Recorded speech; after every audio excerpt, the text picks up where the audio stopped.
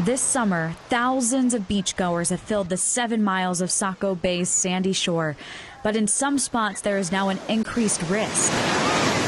We had 3 kids get ripped out in a riptide over here. Each week, Fire Chief John Gilboy says emergency calls are pouring in for water rescues at Old Orchard Beach. Father's Day, we had 11 lifeguards at 11 water rescues.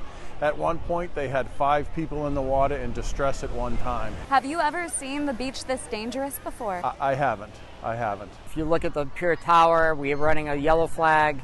That's a warning flag. Lifeguard Captain Keith Willett's crew has already pulled 39 people from the water this summer. Compare that to surf rescue data obtained by the I-Team, showing 26 rescues for all last year. The last time we've seen this many people in trouble this early in the season was back in 2010. That year, 196 rescues. Those working this beach believe the storm damage then and now is the reason.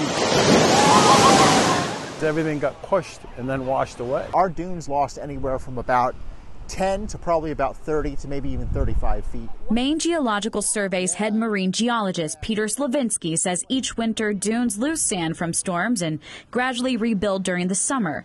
But this past January, the back-to-back storms doubled the punch. Is that a lot in the grand scheme? Yes, yeah, okay. It sure is. You can get 10, 15 feet of recovery in a season, but it's pretty rare that you'll get the full recovery back to where the dune was. Yeah.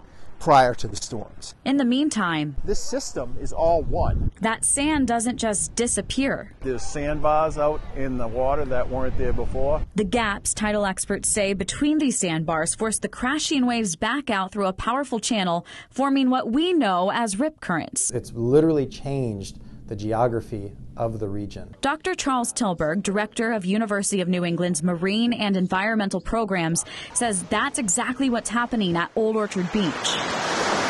These storms actually can generate new rip currents that we hadn't seen before in places that we haven't seen before. And that's what's really dangerous.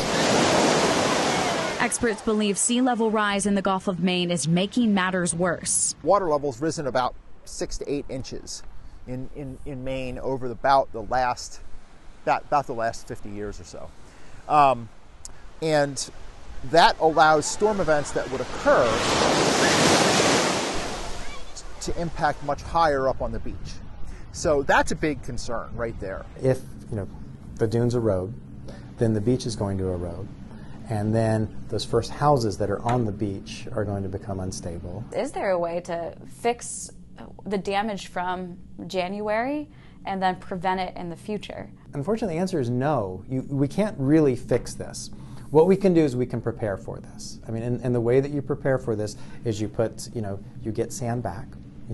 You dredge it and you put sand back. Until then, expect warnings on the beach the rest of the summer. I would not be surprised if you see a yellow flag in the Ocean Park area all season and the pier area all season. There are talks of dredging in Saco Bay, specifically the sandbars in front of Old Orchard Beach, to add back an estimated 6 feet of sand lost near the pier. It's costly, and the town manager tells me they are in the process of applying for disaster relief through FEMA. For the I-Team, I'm Stephanie Grinley.